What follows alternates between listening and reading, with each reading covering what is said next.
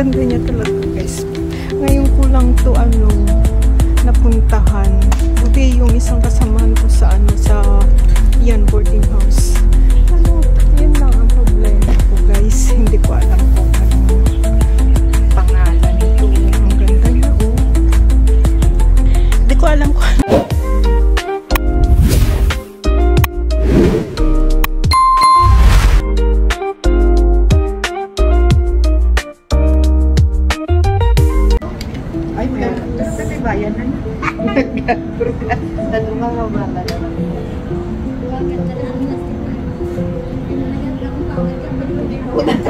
Andito kami ngayon sa taas ng bundok.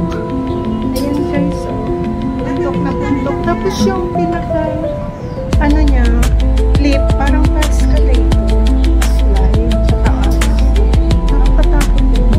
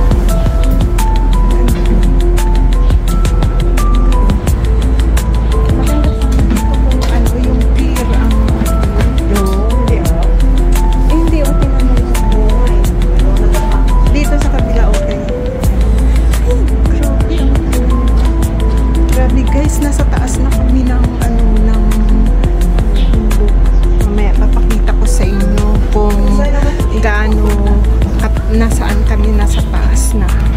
Ay, ang ganda niya talaga guys. Ayan.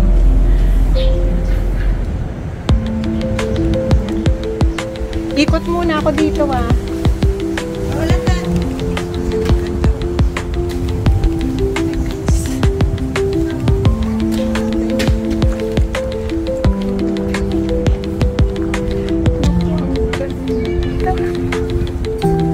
Ganda niya talaga guys. Ngayon ko lang to napuntahan. Buti yung isang kasamahan ko sa yan boarding house. Yun lang ang problema ko guys. Hindi ko alam kung anong pangalan nito. Ang ganda niya Hindi ko alam kung anong pangalan nito, pero okay naman siya.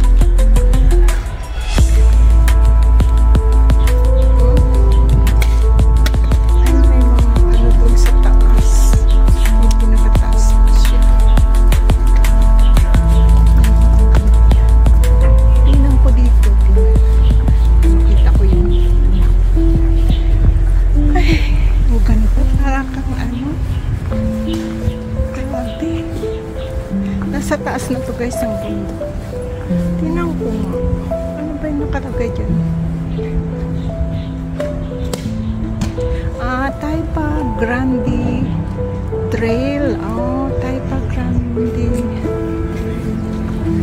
And guys, papakita ko sa inyo pangalan niya. Yan yun.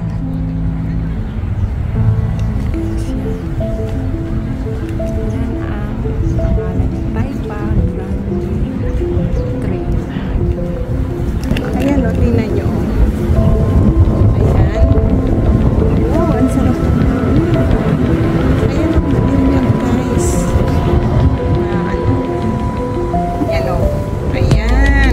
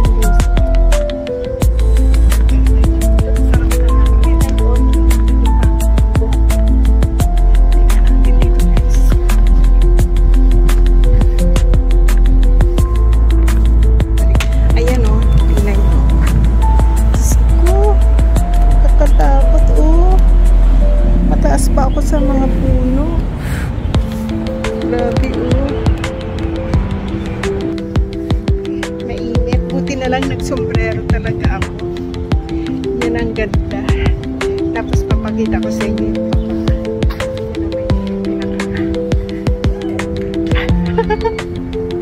ayan guys.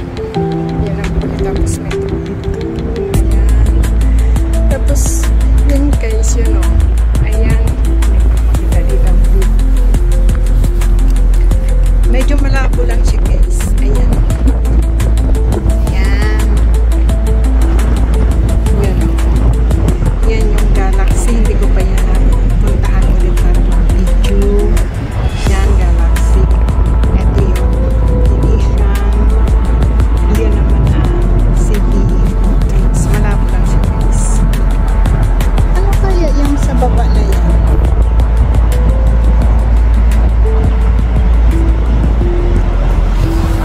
Uy, ano yun? Oh, yung garden na yan. Yan yung Secret Garden, di ba? Yan yung Secret Garden. Pwede ko lang. Yan o, dyan sa Taypa, sa Old Taypa ang baba mo.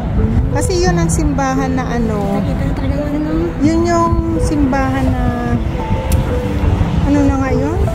Kalimutan ko na. Yan o, yung ano na yan. Madadaanan mo yan papunta dyan sa garden na yan. Eh, buti na lang dinala tayo na ID dito. Mas maganda nga dito kaysa doon sa Haksa. Kasi sa Haksa sobrang daming tao yun, sigurado. Tsaka mainit na. Dapat maaga pag pumunti ka doon. Nice. Magulat sa'yo yung palong.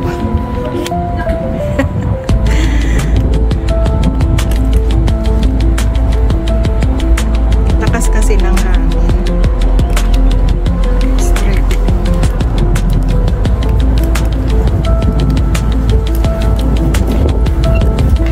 Yan guys, tabi ni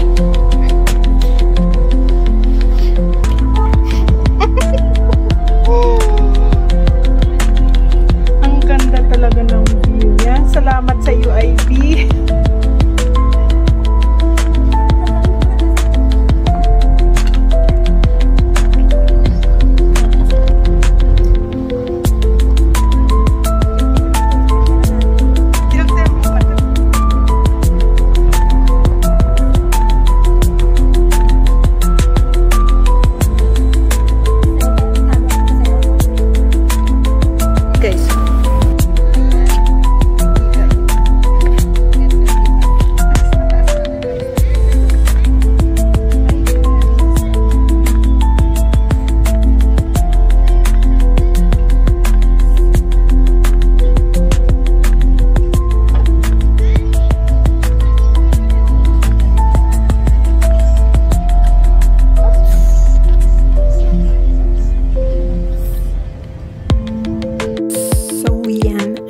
Talaga dito sa Taypa Grande Trail. Ayan, tingnan nyo itong halaman nila na hindi naman natin pinapansin dyan sa Pilipinas. Ano lang siya dyan, parang damo lang siya sa atin. Pero maganda din pala siya pag nai-ano mo siya, gawin mo halaman. Kita ko nga lang yung nadadaanan ko lang siya. And then ito din sa malayo, akala mo sili, pero isang klase ng bulaklak. Pero ang ganda, parang yung ng style ng bulaklak niya is parang gumamela. Ang ganda niya dito, nakaka-relax. Tapos yung kitang-kita mo talaga yung sky, napaka-blue with combination ng white na mga ulap.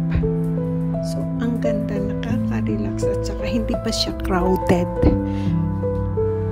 Pero sabi lang nung kasamahan namin, pag ganitong maaga pa, pero pag na pahapon, marami na daw diyang pumupunta. So, mas maganda pala talagang pumunta ng maaga kasi yung iba dyan yata dito nila ginaganap yung mga happenings nila, ganun. Tsaka okay siya.